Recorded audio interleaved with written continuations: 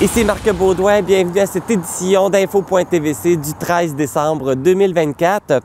Au menu cette semaine, lundi, c'était la consultation publique où la population était invitée à se prononcer sur la fusion des conseils d'établissement. En parlant de consultation publique, le Centre de services scolaires des Monts-et-Marais a annoncé de nouvelles consultations publiques pour 2025. Et cette fois-ci, la proposition concerne la fermeture de 3 écoles dans la Matapédia, soit celles de Saint-Damas, Saint-Moïse et Causse-Abscale.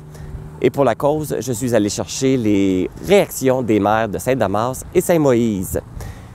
Comme on vous l'avait annoncé la semaine dernière, on vous présente l'entrevue effectuée avec la mairesse d'Amqui, Sylvie Blanchette, qui s'était prononcée contre le budget de la MRC de la Matapédia.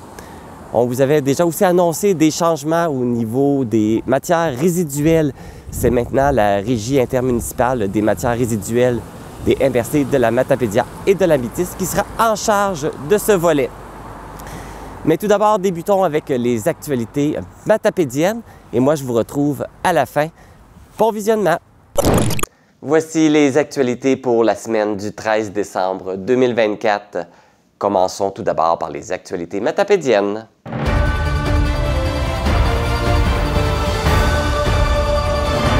C'est plus de 700 ambulanciers paramédicaux qui ont déclenché une grève illimitée dans la nuit de mardi à mercredi. Plusieurs régions du Québec sont touchées par cette grève. Au Bas-Saint-Laurent, ce sont les services préhospitaliers par action d'Amqui et de Sébec qui sont concernés. Les techniciens ambulanciers paramédicaux de 14 syndicats de la Fraternité des travailleurs du préhospitalier, affiliés à la FTQ, déplorent que leur convention collective est échue depuis le 31 mars dernier. Le litige porte principalement sur les salaires et sur les demandes de concessions faites par la partie patronale en échange de ces augmentations de salaire. Comme la grève touche des services essentiels à maintenir, tous les effectifs de paramédics seront comblés comme prévu aux horaires de jour, de soir, de nuit et de faction.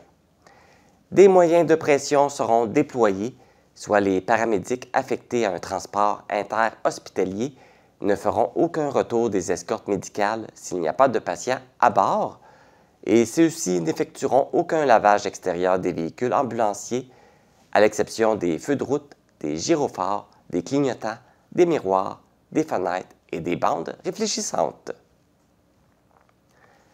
Le Centre de services scolaires des Monts-et-Marais a statué que ce sont les membres du personnel de chaque école de la Matanie et de la vallée de la Matapédia qui décideront si les enfants peuvent jouer ou non dans les modules de jeu en hiver. L'organisation juge que son personnel est suffisamment apte à prendre les décisions nécessaires pour protéger les élèves lorsqu'ils utilisent les modules de jeu et espère que cette nouvelle façon de faire mettra fin au débat. Rappelons qu'une plainte avait été faite après qu'un enfant se soit blessé dans les modules de jeu l'année dernière. Le Centre de services scolaires des Monts-et-Marais avait essuyé de nombreuses critiques en raison de sa consigne controversée qui interdisait l'accès à certains modules de jeu dans les cours d'école. Cette décision avait été prise pour laisser le temps à l'organisation d'analyser le rapport de la protection régionale de l'élève. Si vous attendez des chèques provenant du ministère de l'Emploi et de la Solidarité sociale, du ministère de l'Immigration, de la Francisation et de l'Intégration, de la Commission des normes de l'équité de la santé et de la sécurité du travail, de Retraite Québec, de Revenu Québec et de la Société d'assurance automobile du Québec, ceux-ci pourront être récupérés les mardis et les jeudis de 8h30 à 20h au bureau de Service Québec d'Amqui, situé au 49 boulevard Saint-Benoît-S. Pour recevoir votre chèque, vous devrez obligatoirement présenter une pièce d'identité valide. La Caisse des jardins de la vallée de la Matapédia a annoncé sur sa page Facebook la fin des travaux de rénovation de son édifice situé au 15 rue Dupont à Amqui. L'entreprise invite ses membres à venir découvrir ses nouveaux locaux modernisés conçus pour mieux servir sa clientèle et rendre son expérience encore plus agréable. Voici maintenant les actualités régionales.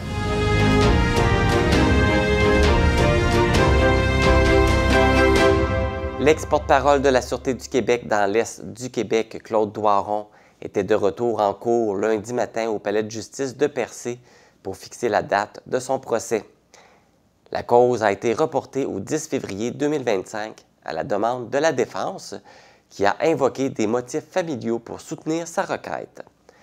Ce n'est pas la première fois que le dossier est reporté puisque la date du 9 décembre était un report pour permettre de procéder à la vérification de nouveaux éléments soumis par l'avocat de la défense, Maître Jean-François Boucher, qui pourraient avoir un impact sur la durée du procès à fixer. Claude Doiron est accusé d'agression sexuelle, de contact sexuel et d'incitation à des contacts sexuels sur une personne de moins de 14 ans.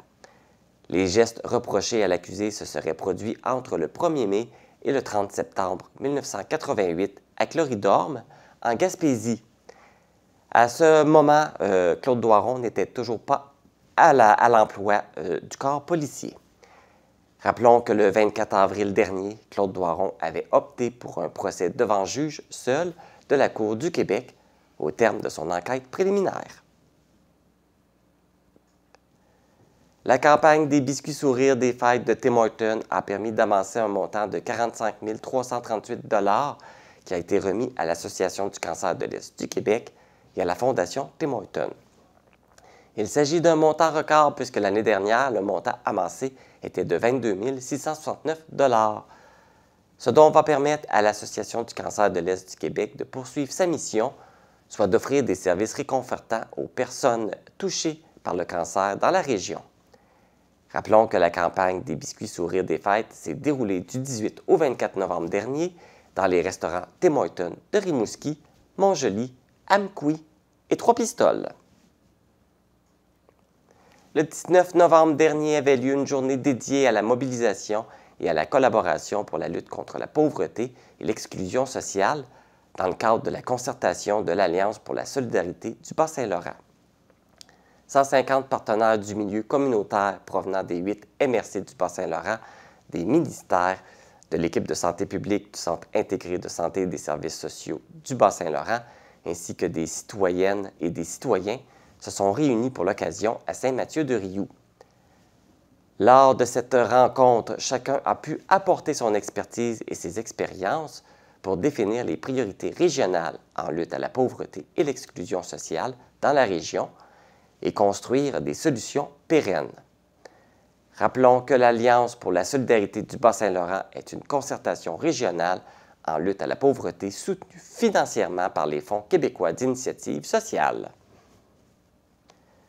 Voici maintenant les actualités culturelles.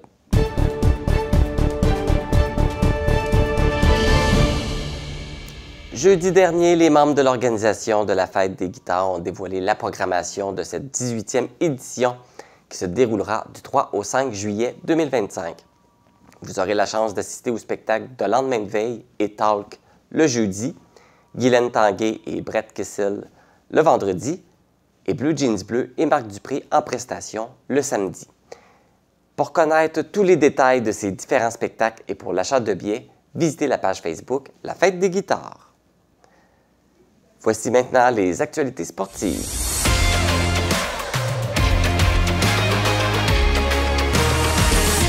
Dans la Ligue de hockey senior des Jardins de l'Est du Québec, le Bar Laser de Cozapiscal a essuyé une autre défaite lors de sa visite à Montjoly, où il affrontait les excavations Léon Chouinard samedi dernier.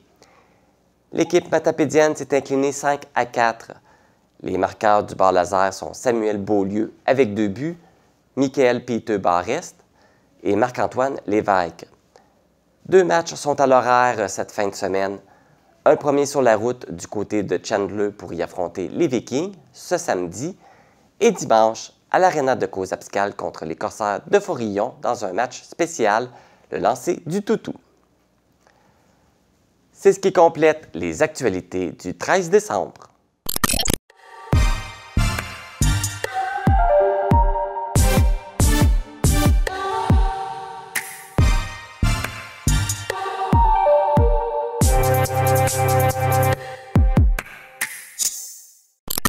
Dans le cadre des étapes de consultation publique pour la révocation des actes d'établissement, le Centre de services scolaires des Monts-et-Marais a effectué un processus d'analyse sur la fusion des différents conseils d'établissement partout sur le territoire. Maintenant, c'est à la population de s'exprimer sur cette démarche. Voici le reportage de cette consultation publique. Donc, le 1er juillet 2024, on a fait un avis d'enclenchement du processus de consultation. Le 30 septembre, il a été déposé la documentation sur le site Internet du Centre de services scolaires des Monts-et-Marais, qui était disponible pour tout le monde. Le 17 octobre, on a eu la consultation du comité de parents. Entre le 7 octobre et le 18 novembre, il y a eu consultation des différents conseils d'établissement qui étaient impliqués dans la consultation sur les fusions. Là, aujourd'hui même, le 9 décembre, c'est la consultation de la population de la Matapédia.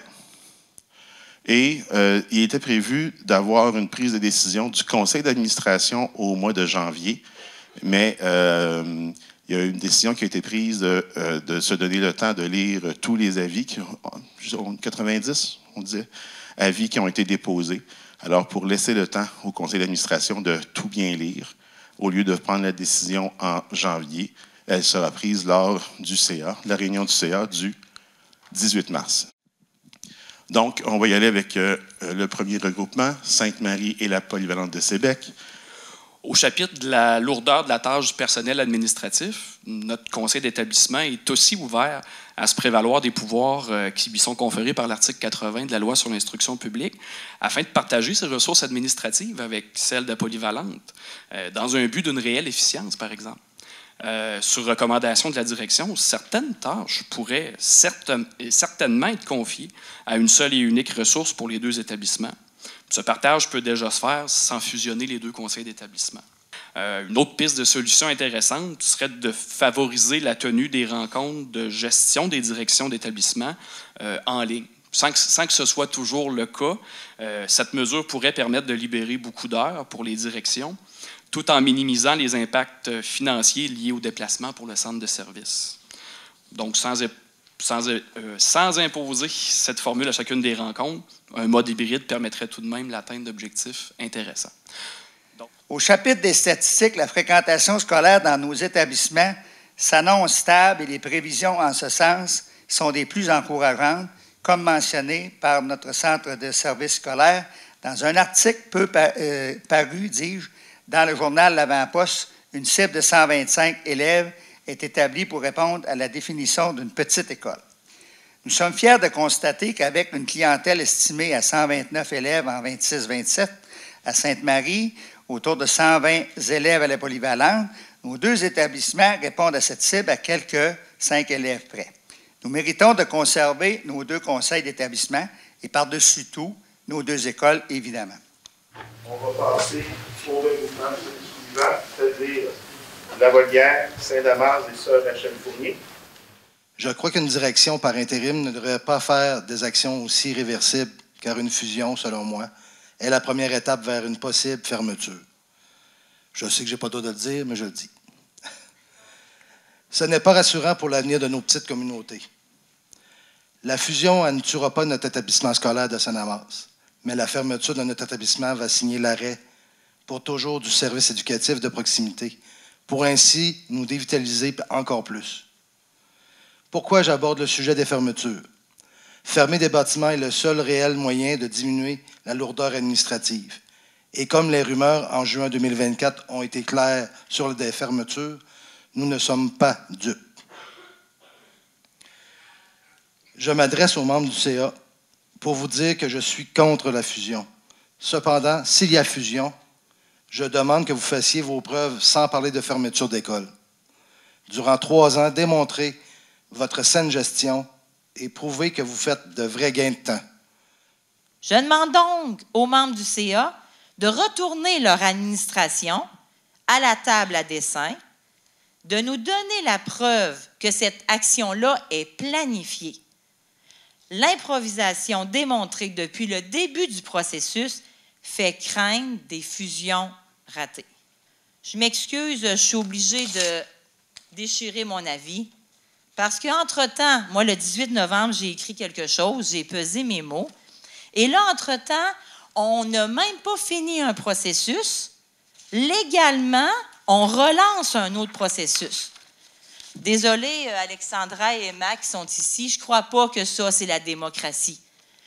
finir un processus enclenché avant de relancer une brique sur les mêmes établissements qu'on vient de quand même déstabiliser. C'est ça. C'est légal, ça va, c'est fait, là. Tout le monde accepte ça. Pour l'instant, on ne comprend pas bien. Vous voulez fusionner les CE?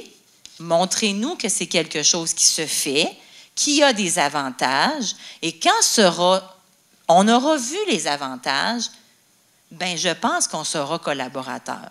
Pour l'instant, l'annonce de la consultation publique sur la fermeture de nos écoles rend complètement caduque ce qu'on fait ce soir. On s'en fout de fusionner les CE. Vous allez nous parler de fermer les bâtiments. Donc, écoutez, là, sérieusement, on vient ici, pas pour la bonne raison ce soir. Merci de votre écoute. Alors, on s'est donc rendu au regroupement Caron et Saint-Léon-le-Grand. J'ai rien contre Caron, là. Mais si ça aurait été un professeur de Caron qui gérait le budget de la cour d'école de Saint-Léon, est-ce qu'il aurait mis autant de cœur que Jérôme?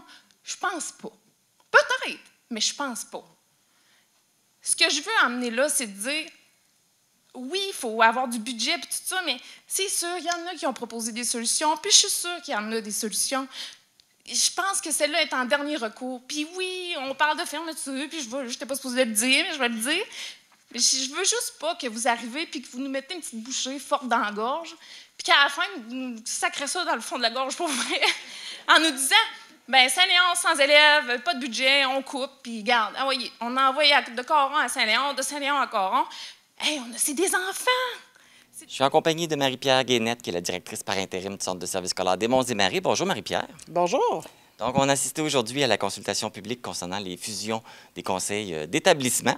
Oui. Donc, les citoyens ont passé, on peut avoir les maires, les citoyens, les élus sont venus justement parler de tout ça. Un élément qui est revenu beaucoup, c'est le manque d'information. Les gens ont senti qu'ils n'avaient peut-être pas été assez bien informés sur la démarche. Comment vous avez interprété ça? Bien, en fait, les informations qui sont données sont prévues dans la loi sur l'instruction publique. Les endroits où on nous a demandé des informations supplémentaires, on a fourni les informations, mais parmi les gens qui ont nommé ça dans l'Assemblée, là, on n'avait pas eu de demande d'avoir plus d'informations que ce qui avait été fourni. Et bien, pour bien comprendre, c'est quoi une fusion des conseils d'établissement? C'est quoi les avantages, justement, de regrouper plusieurs conseils d'établissement? Chaque conseil d'établissement a ses propres normes et modalités d'évaluation, son code de vie, son plan de violence. Donc, on décuple. Donc, à toutes les fois qu'on a un conseil d'établissement, c'est des documents ou des travaux de plus qu'il faut faire. Donc, on doit consulter chacune des équipes écoles. Après ça, revenir vers le conseil d'établissement. Le conseil d'établissement peut nous retourner à la table à dessin. Donc, c'est pour ça que quand on dit regrouper des conseils d'établissement, on peut faire à ce moment-là le travail en beaucoup moins de temps. Et c'est cette économie de temps-là qu'on cherche. Okay. Et puis, c'est quoi qui a amené justement à vouloir proposer ces regroupements-là? Bien, en fait, c'est quand on a fait l'analyse, on a fait une analyse il y a 2 ans, si je ne me trompe pas, 2 ou 3 ans avec Raymond Chabot, qui nous faisait réaliser que chaque école avait son propre conseil d'établissement et que quand on regarde aux alentours, les autres centres de services scolaires, ça fait longtemps qu'on a regroupé plusieurs bâtiments sous un conseil d'établissement. Donc, c'est un peu ça qu'on recherchait. Beaucoup de nos employés nous ont dit aussi qu'ils sentaient que la tâche était de plus en plus lourde. On a des gens qui ont peu d'expérience. Dans un centre de services scolaires, bien, c'est pas comme dans une autre entreprise. Il y a des logiciels, il y a des choses qui ne se font pas ailleurs qu'il faut apprendre ici. Fait qu'il faut avoir travaillé pour un centre de services scolaires pour connaître la tâche. Puis on a beaucoup de gens qui ont peu d'expérience, puis on a beaucoup de mouvances étant donné les départs à la retraite. Donc là, les gens qui devraient accompagner ces gens-là, eux aussi manquent d'expérience. Donc là, on sent vraiment là, que les gens sont à bout de souffle. Puis, bien, à un moment donné, les gens aussi, quand ça devient insoutenable, quittent. Donc, on essaie de rétentionner le plus possible notre personnel, de leur donner des conditions qui sont gagnantes et facilitantes pour les garder. Là, il y a un élément qui revient beaucoup avec la fusion, c'est que les gens ont peur qu'après la fusion, il va y avoir des fermetures d'écoles. D'ailleurs, il y en a déjà été annoncé pour des consultations publiques pour 2025. Est-ce que cette crainte-là est fondée? Bien, on n'a jamais caché que peut-être qu'il y aura des fermetures de bâtiments. Ça va faire partie des prochaines analyses. On a un plan qui s'étale sur 10 ans, en 8 phases. Le conseil d'administration a analysé jusqu'à maintenant 4 phases. ce qui va débuter en consultation publique là, au mois d'avril prochain. Mais il n'y a pas de décision de prise. Donc, le conseil d'administration pourrait dire, bien, c'est correct avec les regroupements de conseils d'établissement, puis on ne va pas vers la fermeture de bâtiments. Donc là, on va revenir à la fusion des conseils d'établissement. La décision va se prendre quand officiellement? Le 18 mars prochain. On a eu près de 80, il me semble que c'est 95 avis. Donc, on va prendre le temps de bien lire tous les avis, de voir avec les élus, à leur présenter s'il y a des informations qui n'étaient pas suffisantes, de combler ces informations-là manquantes, aussi auprès des conseils d'établissement, auprès de notre personnel dans les écoles. Puis, le 18 mars, on devrait être prêt pour prendre une décision. Donc, beaucoup de lectures en perspective. Tout à fait, beaucoup de lectures en perspective. C'est commencé, mais après ça, il faut le traduire avec nos conseils d'administration. Marie-Pierre Guénette, merci beaucoup. Merci, une belle fin de journée. Merci. Je suis en compagnie du maire de Sébec, Marcel Belzile. Bonjour, Marcel. Bonjour, bonjour. C'était la consultation publique pour la fusion des conseils d'établissement, donc pour les écoles de Sainte-Marie, l'école primaire Sainte-Marie et la polyvalente de Sébec, qui propose une fusion des conseils d'établissement. La municipalité s'oppose à cette fusion-là. Pourquoi? Bien, en fait, la municipalité comme telle, s'oppose dans le sens qu'elle tient compte des avis qui sont préalables donnés par le milieu scolaire comme tel, tout ce qui s'est passé préalablement à la consultation de ce soir. Alors, nous, on vient appuyer cette démarche-là en disant on ne va pas aller contre cette situation-là. On la considère légitime que les CE se prononcent contre la fusion pour les motifs raisonnables qui ont été donnés, puis d'autant plus qu'on ne sent pas une argumentation vraiment solide de la part du centre de services scolaires de venir imposer cette fusion-là. Et on sait en plus que c'est la case départ à tout le reste du processus qui s'en vient sur le plan décennal qui est annoncé. Là, il y a des arguments qui sont revenus beaucoup ce soir, c'est qu'il manquait d'informations. Les gens n'étaient pas au courant trop de ce qui se passe. Est-ce que vous trouvez qu'il y a eu un manque de transparence de la part du centre de services scolaires? Bien, je vais faire attention au mot transparence parce qu'on peut se faire accuser comme municipalité de manquer de transparence. Il y a des choses, des fois, qu'on ne peut pas dire, malheureusement. Mais dans un contexte comme celui-là, pour le biais de la communauté, bien, je pense qu'il faut effectivement qu'il y ait de la transparence, mais pas juste de la transparence, c'est le processus qui est amorcé, qui fait en sorte que ça amène des frustrations. Les gens ne se sentent pas informés, ne se sentent pas en mesure de donner des opinions valables à cause justement de la situation qui prévaut. Vous savez, on l'a appris tout le monde par les médias. Est-ce que c'est normal? Je pense pas. Non, parce qu'avec les médias, on ne sait pas tous les détails non plus. Tu sais, on n'enlève rien aux médias. Bravo de nous le signifier. Mais c'est à partir de ce moment-là qu'on bouge des fois. Puis on devrait être en préambule de tout ça, qu'il devrait y avoir des temps. On se tend la main, puis on se dit, hey, on essaie de voir, il y a une situation, là. Puis on va essayer de voir clair tout le monde ensemble comme communauté politique et décisionnelle autour de ça, que ce soit la commission scolaire. On travaille tous pour la même communauté. Puis ce qu'on veut, on veut se développer, on veut avancer ensemble, on veut respecter notre monde, on veut garder notre vitalité de nos municipalités, nos villages, nos communautés. Et là, on a tout le temps des rembettes qui sont données par notre propre monde. C'est ça qui est particulier. Oui, c'était ça justement, les impacts justement d'une fusion comme ça pour une communauté, une municipalité comme Sébec. Bien, tu sais, on ne veut pas parler de fermeture, là, mais c'est ça qui est... C'est quand même dans le plan de match, là. Bien, ça a déjà été annoncé, là. Ça a déjà été annoncé. Fait que là, à un moment donné, à quelque part, ça ne nous rend pas très ouverts à avoir toutes les discussions. Mais malgré tout, on est prêt à prendre un pas de recul avec le centre de services scolaires, le CA, puis dire, bien, y a-t-il moyen de trouver quelque chose de différent? Essayons d'innover, essayons de repenser nos écoles. Puis c'est la solution de fusionner à tout prix et de fermer des écoles avec tout l'impact que ça a sur la vitalité du milieu, les taxes municipales. Juste à Sébec, là, on l'a regardé, c'est 26 000 dans le lieu de taxes que ça donne l'école élémentaire.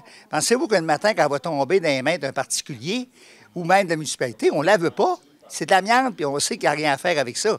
Bon, il y a au moins un secteur. Fait que, qu'est-ce que vous pensez qui va arriver? Que comme il s'est passé dans d'autres situations, on nommera pas pour protéger la vie privée des gens, mais il n'en demeure pas moins que la situation n'est pas facile pour nous à cause de ça. Pour le moment, il y a des fermetures d'écoles qui ont été annoncées pour une nouvelle consultation publique pour 2025. L'école de Sébec n'est pas dans la liste. Mais est-ce qu'il y a quand même une inquiétude? Il y a une inquiétude parce que c'est sûr qu'on sent que les échéances se reculent un peu. Mais l'inquiétude est là quand même. Vous savez, on ne peut pas faire autrement. Puis on ne peut pas imaginer. Tu sais, on a envie de faire un avis public, de venez-vous-en rester à Sébec et les environs. On va impacter la Moses d'école. Mais on était déjà à 125. Là. Fait qu'on est capable de continuer. Puis la vétusté du bâtiment, ces choses-là, on a mis pratiquement 1 million là, au cours des dernières années. Puis pourquoi qu'on investit si on ne veut pas continuer? Alors, il y a un virage administratif qui est un peu incompréhensible à quelques égards. Donc, la place à la discussion avec le centre de service serait Nous, on est ouvert, puis on veut qu'on tente, au lieu de dire on fusionne, on a des problèmes, mais on sait tout ça, on vit ça tout le monde. Sauf que essayons de réinventer l'école de demain pour demain, puis pas juste penser argent, puis problématiques financières, puis de gestion. Pensons, mettons l'enfant au centre de nos décisions, puis essayons de voir ensemble comment on peut modeler nos nouvelles écoles dans le cadre actuel, puis de les lancer dans l'avenir. Il me semble qu'on est capable de faire ça ensemble. Sûrement. Hein? On souhaite que ça arrive pour la vitalité de notre région. Bien sûr, évidemment. Marcel Belzile, merci beaucoup. Je vous en prie. Je suis maintenant en compagnie de la préfète de la MRC de la Matapédia, Chantal Lavoie. Bonjour, Chantal. Bonjour. C'était important pour toi de venir prendre la parole aujourd'hui à la consultation publique? Bien, le Conseil de la MRC s'est penché vraiment sur cette question-là parce que même si certaines écoles sont concernées actuellement, c'est toutes les municipalités qui se sentent concernées, évidemment, par solidarité pour certaines, mais aussi, il y a déjà des municipalités où les enfants vont dans ces écoles concernées-là, qui ont fermé l'école dans le village, sont rendus dans une autre école, où ces fusions-là ou ces fermetures-là vont affecter les enfants éventuellement. Donc, c'est sûr que tout le monde se sent préoccupé. Tout le monde. Donc, le Conseil a pris une résolution. Alors, moi, je me suis faite le porte-parole ce soir de l'ensemble du Conseil de la MRC. J'ai étoffé un peu la résolution, mais je pense qu'elle est très sentie, puis les élus étaient derrière moi dans ce propos-là. Puis, écoutez, ça frappe beaucoup ce qui arrive. Oui, parce qu'il y a beaucoup dans les commentaires, le monde a peur pour la vitalité de leur municipalité, mais pour une MRC, ça va être dur aussi pour la vitalité, là. Bien, il y a la vitalité, il y a l'attractivité aussi qu'il ne faut pas oublier. Les municipalités travaillent très, très fort à essayer d'attirer des gens chez eux. Bien là, quand ton école est fermée, les services de garde, souvent, qui sont avec l'école aussi, ne sont pas là. Fait qu'il y a une réalité vraiment importante. Puis, je ne sais pas si ça vous est déjà arrivé de marcher sur la rue à la fermeture ou à l'entrée scolaire le matin ou d'entendre les petites voix d'enfants ou de... C'est sûr que ça amène une dynamique ou quelque chose de particulier quand ils vont prendre une marche ou vont à l'école, de l'école à la bibliothèque ou quelque chose, on les voit marcher en file. Il y a quelque chose là qu'on va perdre dans une communauté. Et ça, c'est un sentiment de beaucoup qui vient bousculer aussi. Mais je vous dirais que on parle du niveau social, au niveau économique, au niveau... Il y a plein d'éléments là-dedans qui viennent entrer en considération parce que c'est aussi des emplois, c'est aussi plein de choses comme ça. Quand il y a des spectacles de l'école, il y a une dynamisme, il y a vraiment quelque chose là. Les écoles, c'est souvent un lieu de rassemblement aussi. Les gymnases sont utilisés par la population. C'est tout ça qui est en considération dans cet élément-là. Oui, puis ce qui a été ramené beaucoup, c'est la lourdeur administrative. S'il y a des problèmes, s'il y a 2 écoles qui sont jumelées ensemble, ils ont double problème à régler. Bien, écoutez, moi, il y a beaucoup de choses là je le disais dans mon propos, il y a beaucoup d'éléments qui nous questionnent plus, qui nous apportent des réponses. Moi, je peux bien comprendre qu'il y a des lourdeurs administratives, ça, c'est une chose. Mais comment on peut associer une lourdeur administrative avec une fusion de conseil d'établissement, avec une fermeture d'école, avec une pénurie de main-d'œuvre, avec une désuétude des lieux, parce que c'est ce qu'on entend aussi dans les médias. On n'arrive pas à faire le parallèle de tout ça, puis c'est aussi ça qu'on voulait démontrer. Nous, on a dit qu'on était contre ce qui était proposé pour une unique raison. Prenons le temps de s'asseoir, prenons le temps de regarder vraiment les enjeux, les éléments et comment on peut travailler ça en collaboration avant de passer par ce processus-là. Nous, ce qu'on a demandé, c'est une suspension du processus pour en arriver justement à des discussions en collaboration entre le monde municipal, entre les élus et le centre de services scolaires pour essayer de trouver pas seulement des solutions, mais s'assurer d'une pérennité des services éducatifs dans nos milieux dans les milieux où il y en a encore. Et avoir toute l'information, parce que c'est revenu beaucoup ce soir. Il faut prendre une décision, mais on n'a pas l'information pour prendre de décision.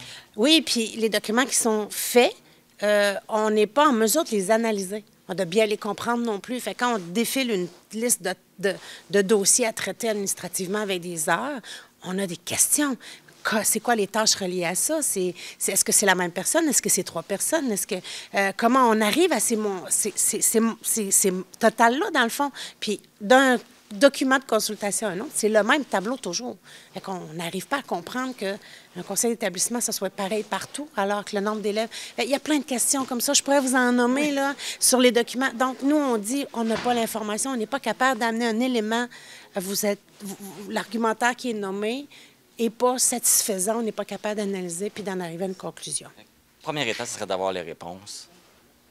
Bien, de s'asseoir et d'être capable d'en discuter aussi parce qu'on est conscient qu'il y a des enjeux. On le sait, le monde municipal a des enjeux, on en a qu'on partage, on comprend ça.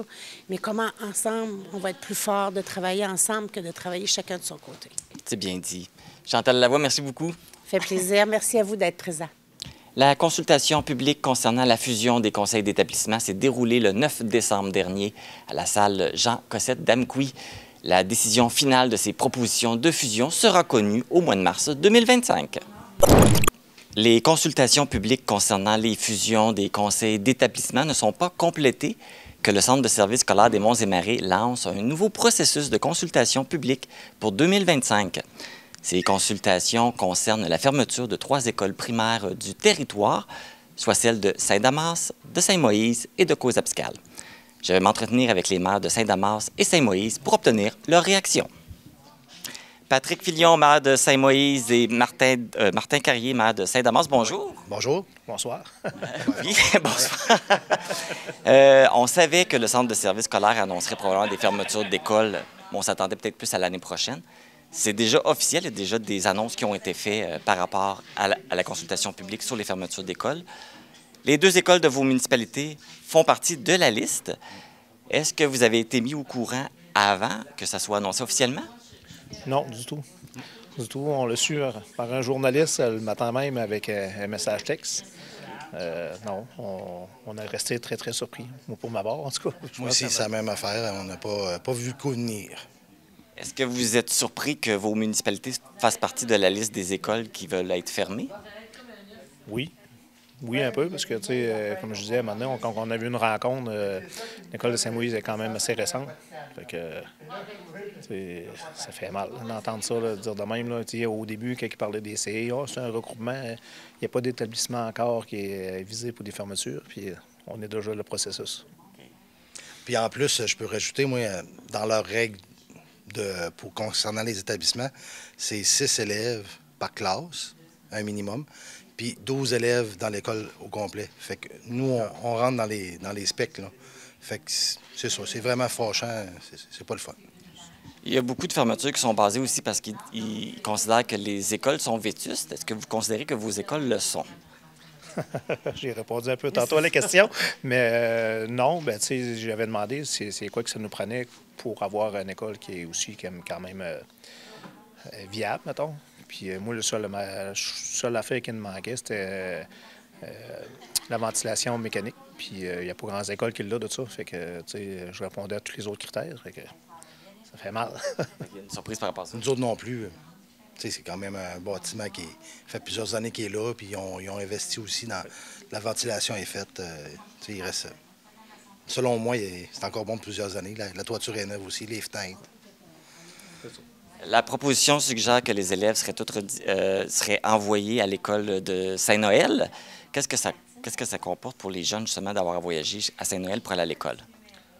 Bon, pour les enfants qui sont déjà dans notre paroisse, des fois, là, comme je disais, à un moment donné, là, ils partent et il y a le dîner à la maison, ça leur change le mal de place un peu. Un bon lunch chaud, voir un peu les parents, ses frères, ses sœurs. Ils retournent à la maison, pas d'autobus, un petit peu de tas d'autobus, puis tout, là, moins de risque. Puis, un peu ça aussi, là, c'est... Bien, c'est sûr qu'il faut que...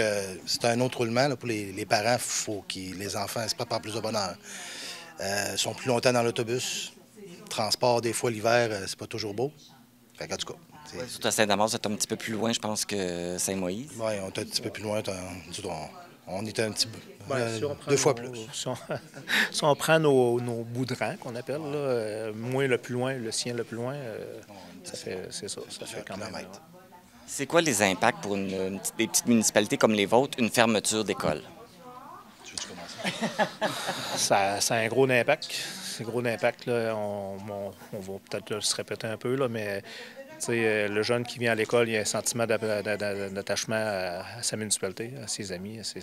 Un jour, il va revenir, mais là, on veut garder nos jeunes en région. Puis quand on fait ça, bien, on a des risques que le jeune n'ait pas d'attachement dans la paroisse ou dans la municipalité. Puis même des nouvelles familles vont se dire hey, on va déménager à telle place. Il n'y a pas d'école, on va aller à l'autre à côté. Bien, justement, ils disent qu'il n'y a pas de différence sur la vitalité d'une municipalité. Mais moi, je considère que oui, parce que les jeunes familles, là, bien, ils vont vérifier. Là. Si tu n'as pas d'école, bien, c'est sûr, je pense que ça fait partie de l'équation. Quelqu'un qui arrive, mettons, de Québec, puis qui veulent vérifier dans le coin pour s'en venir, ils vont prendre un village ou une place où il va y avoir une école. Hein? Là, on est qu'à l'étape de la proposition. Les consultations publiques vont avoir lieu seulement qu'à l'automne de l'année prochaine, de 2025. Donc, ça va vous laisser du temps pour préparer votre plaidoyer, préparer vos arguments. Je ne veux pas trop en dire, mais je peux vous dire que c'est quasiment de la canne. Tu ouvres la canne, puis c'est canné. Okay. Fait que j'ai l'impression, moi, là, j'ai cette impression-là. Fait que c'est bien difficile d'aller contre vent et marée.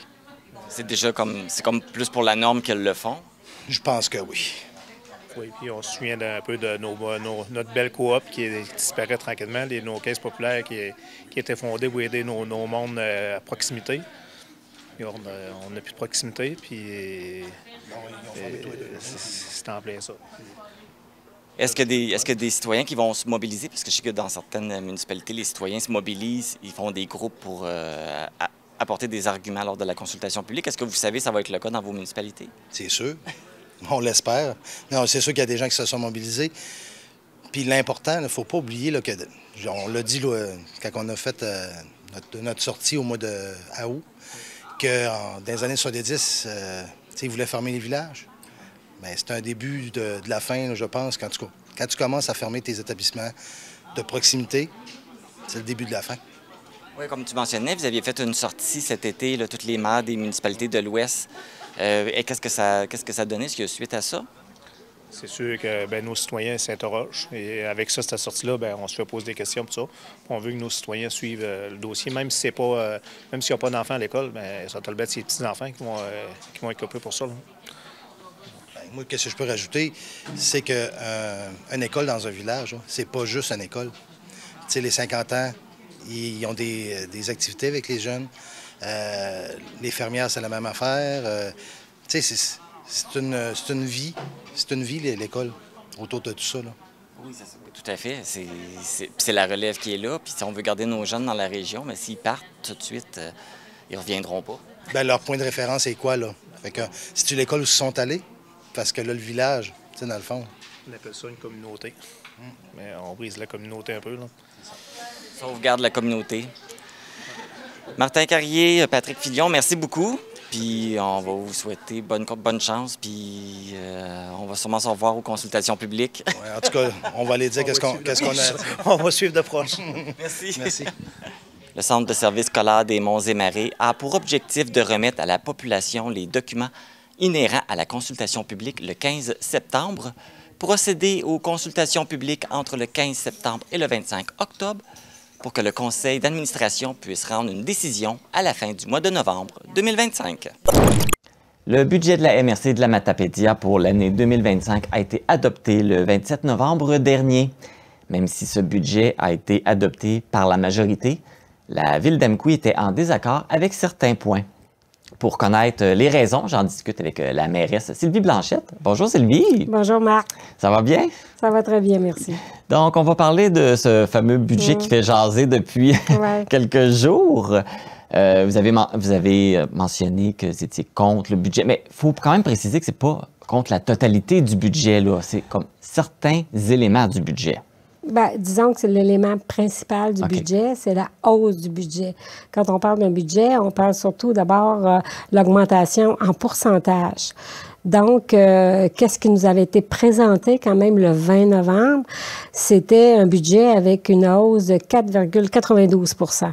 Fait qu'à ce moment-là, bon, le budget nous est présenté quand même par éléments, mais ensuite, c'est ça, ce qu'on appelle la partie 1 du budget, qui est réparti en quote-part par la suite. Là, il y a un montant de revenus qui est réparti en quote-part parmi les 18 municipalités plus le TNO.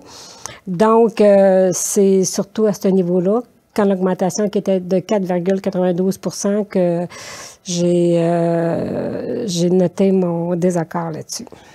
Là, on parle des quotes-part. En fait, dans le fond, c'est la partie que les municipalités doivent payer à la MRC, c'est ça? Exactement. Okay. Mais là, ça a un impact sur les citoyens. Ben, parce que la ville, il faut qu'elle prenne l'argent quelque part pour payer les quotes-part. Ben, c'est sûr que ça a un impact parce que qu'est-ce qu'on paie au niveau des quotes-part? C'est que cet argent-là que les municipalités doivent payer, ben, ça vient du budget. Ensuite, c'est transféré dans le budget des municipalités. Et la taxe foncière fait partie des revenus dans les budgets des municipalités. Fait que cette part-là qui est versée, ben, c'est dans les revenus de taxation des municipalités. Et puis, justement, comment on vous a justifié une augmentation si grande des quotes-part? Bon, c'est sûr que l'analyse a été faite point par point.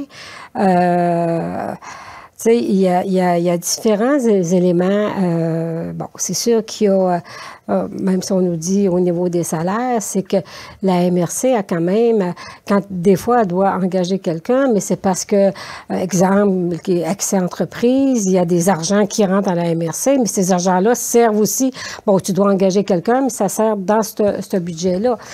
Donc, c'est différentes augmentations qu'il y a eu sur différents points, là, en général. Tu sais, ce qu'on nous amène, c'est sûr que tout est déjà noté, mais c'est ça. Moi, quand ça a été présenté à 4,92, j'avais quand même pris le temps de l'étudier, parce que, bon, on l'avait reçu comme la veille, fait que j'avais pris le temps de l'étudier un peu avant le 20 novembre. Et c'est ça, ce que j'ai demandé, moi, puis c'est ça un peu qu'on fait quand on élabore les budgets dans nos municipalités, c'est qu'on regarde aussi c'est quoi l'inflation. Et l'inflation pour les 12 derniers mois, en date du 30 octobre, était de 2,73 %. Donc, on disait, bon, ben regarde, si on peut ne pas dépasser ça dans nos budgets, mais moi, ce que j'avais demandé, c'est que ça soit revu pour que ça passe entre 2 et 2,5 %. Je disais, bon, ben là, ça peut être acceptable. Tu sais, c'est ce qu'on fait aussi dans nos municipalités. Quand les gestionnaires nous présentent, ils font le travail, ils débroussaillent tout ça. Ensuite, ils nous présentent, bon, c'est quoi les besoins? Parce que, tu sais, dans nos municipalités, on gère de l'aqueduc, on gère de l'égout, on gère des infrastructures, on gère des arénas, qu'il y a des compresseurs qui peuvent sauter. Fait qu'on gère tout ça. Fait que nos gestionnaires nous amènent quand même tu sais, ce qu'ils prévoient. Puis après ça, bon, de l'amélioration à certains points.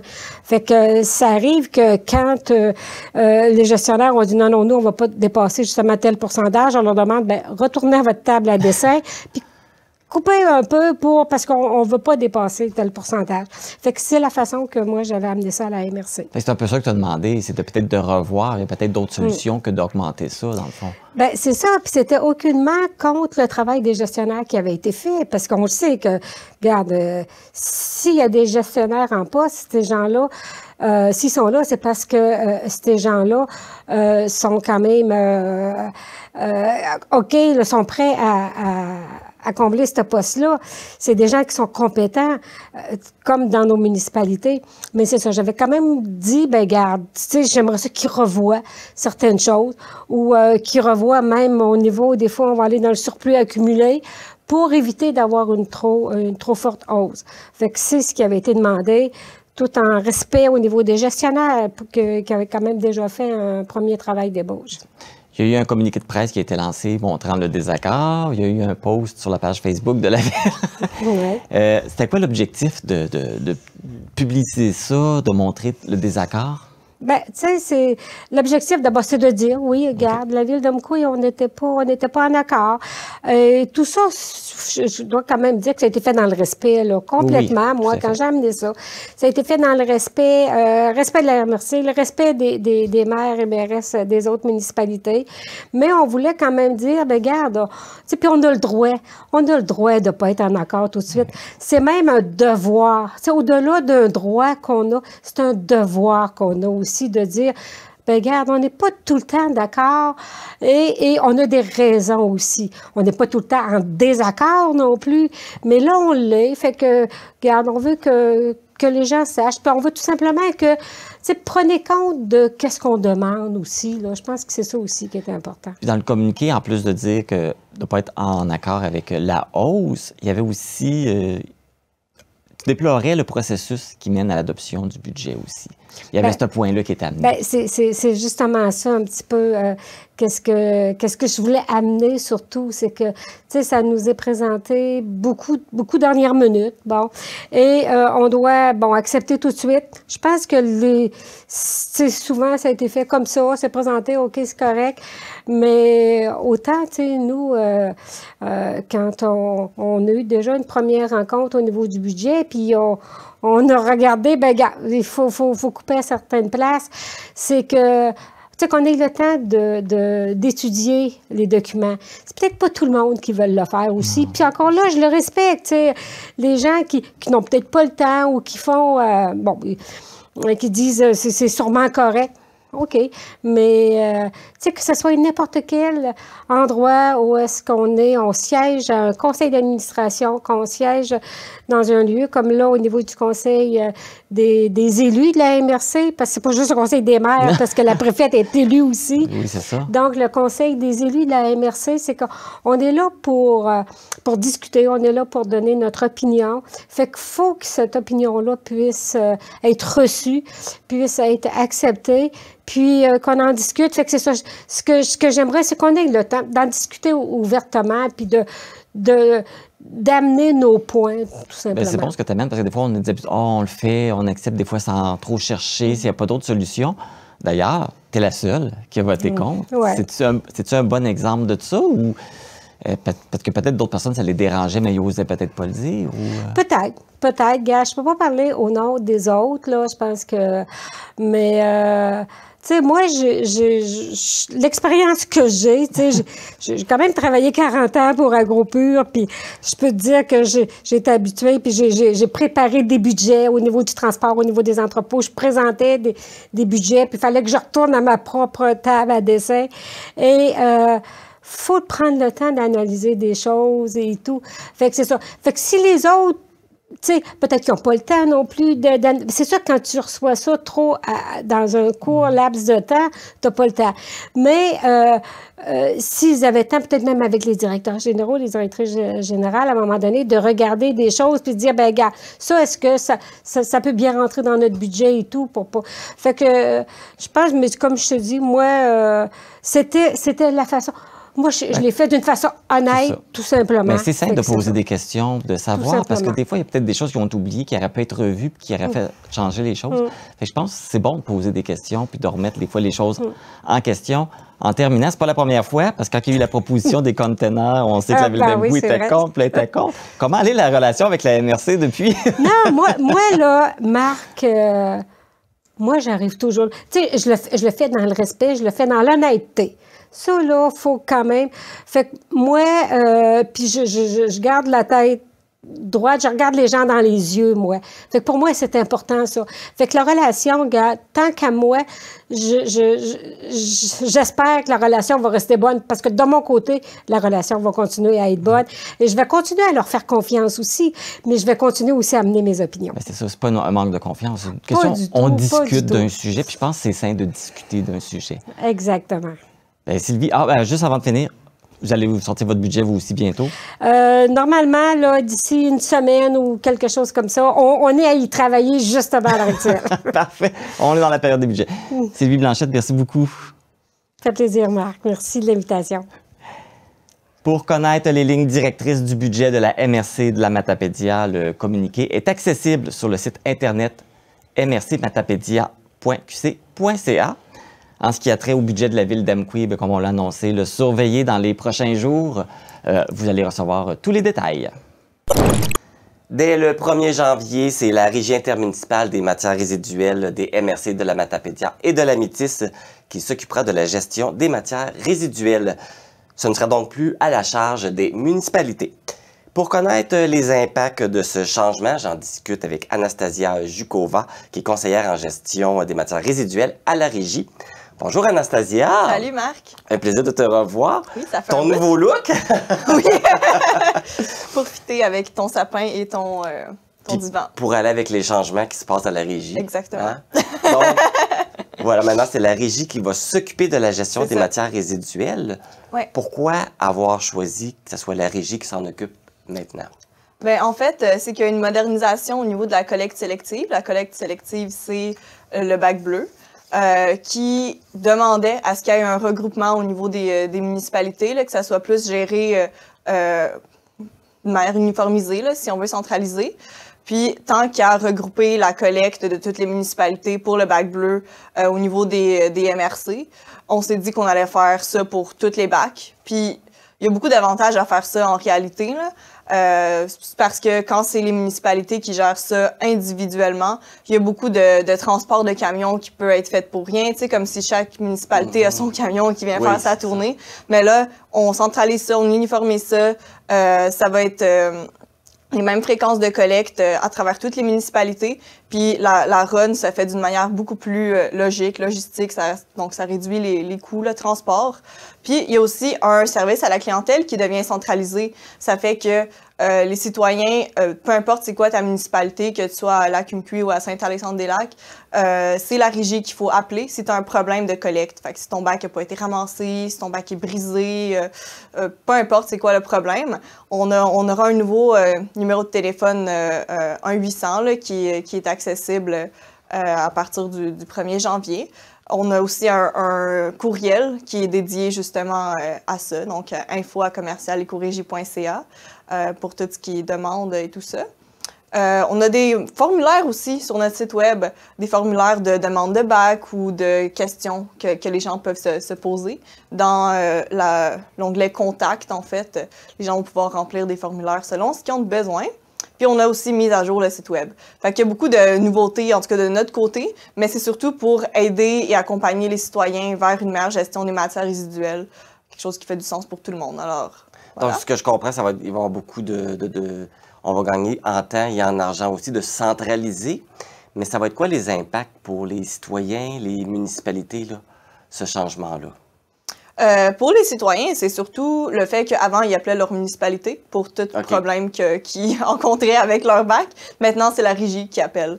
Donc, à part de changer son numéro de téléphone sur son frigidaire pour appeler à la bonne place, c'est la seule modification qu'ils vont avoir à faire. Oui, c'est ça. Puis, bon, ensuite, on a aussi des nouveaux calendriers de collecte pour 2025 qui s'en viennent. Puis, c'était peut-être important de noter aussi que pour beaucoup de municipalités, il y a des journées de collecte pour certains bacs qui vont changer. Mettons, si avant ton bac de recyclage s'était ramassé le lundi, ben maintenant, il va être ramassé le vendredi, par exemple. Puis... ouais, pour certaines personnes, ça se peut que la journée de collecte change. Exactement. Selon où on est situé. C'est ça.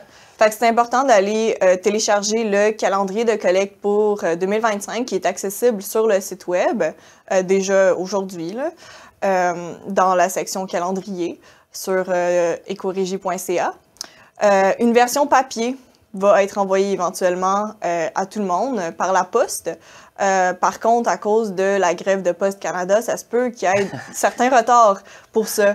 Alors, pour essayer de pallier ça un peu, on a aussi transmis les calendriers à toutes les municipalités qui vont les publier sur leurs réseaux sociaux, tout comme les changements. Là. Mettons, si justement ton bac bleu est ramassé maintenant le vendredi plutôt que le lundi, ça va être posté sur les réseaux sociaux de ta municipalité.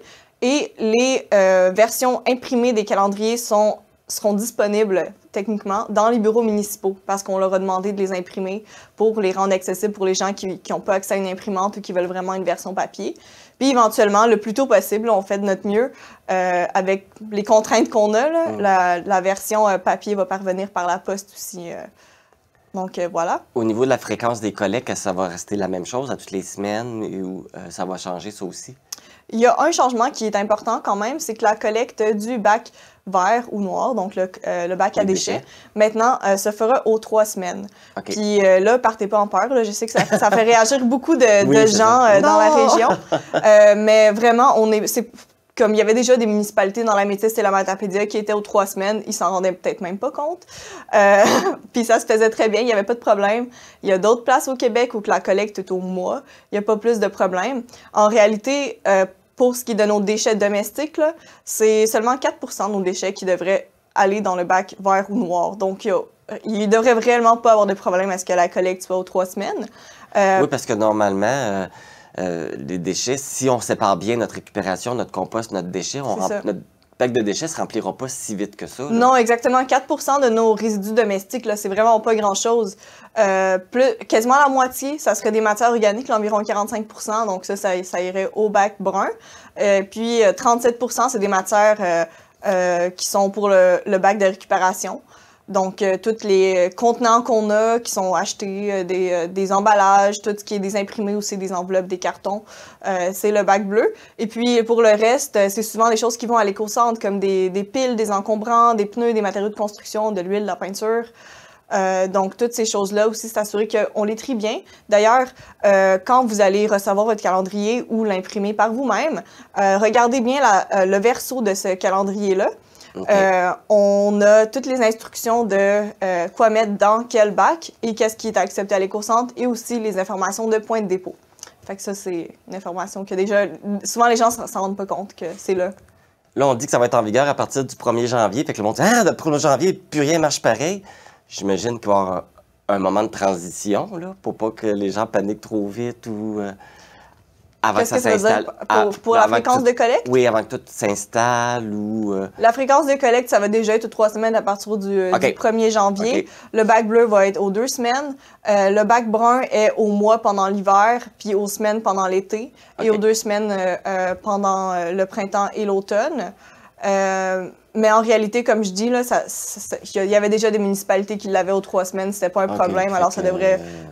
C'est ça, il faut pas le voir aussi gros que ça. Puis si jamais il y a des résidents là, que vraiment pour des raisons particulières, ils produisent beaucoup de déchets ultimes, mettons, on a 10 chats à la maison, je sais même pas si c'est légal, mais mettons, tu as 10 chats, fait que tu as beaucoup de litières, puis ça remplit beaucoup tes bacs, ou tu as 10 enfants, puis tout le monde a des couches. Tout le monde a des couches, fait que genre, t'en as de la couche jetable là, qui s'accumule. Tu peux te procurer un 2e bac ou un 3e bac dans une quincaillerie à tes propres frais, évidemment, et les mettre au chemin. Et là, selon les municipalités, je pense qu'il y a une étiquette, faut que tu mettes dessus. Oui, c'est ça. À Amqui, par exemple, il faut s'assurer d'avoir une vignette parce qu'il y a une tarification incitative là, qui vient avec ça. Fait que, voilà. Ça fait le tour, fait que c'est des beaux changements, puis maintenant c'est la régie. Fait que dans le fond, finalement, pour nous, ça ne changera pas grand-chose, juste à part les dates de collecte, mais le reste, ça va continuer à se faire de la même façon. La seule job que les autres y ont, c'est de bien trier, puis de télécharger le calendrier ou de s'en trouver un. C'est vraiment les seuls changements que... Et puis si on a des questions, de vous appeler vous, d'appeler leur municipalité. Ouais. C'est parfait. Anastasia, merci beaucoup. Merci à toi aussi, Marc. L'information sur cette nouvelle gestion est accessible sur le site Internet de la Régie intermunicipale des matières résiduelles des MRC de la Matapédia et de la Métis à ecorégie.ca. Pour toute question, n'hésitez pas à contacter le service à la clientèle dédié aux matières résiduelles au 1-800-631-2924. C'est ce qui complète cette édition d'Info.tvc du 13 décembre. Merci encore d'avoir été à l'écoute cette semaine. Ne manquez pas ce dimanche à 12h30 le Télébingo. Les cartes à jouer sont de couleur verte. Dans quelques instants, il y a un autre épisode qui vous sera présenté de la Matapédia autrement. Moi, je vous retrouve la semaine prochaine pour une édition spéciale d'Info.tvc qui sera la dernière de l'année et qui sera aux couleurs des fêtes. Je vous invite à ne pas manquer ça. Alors, je vous souhaite une bonne semaine.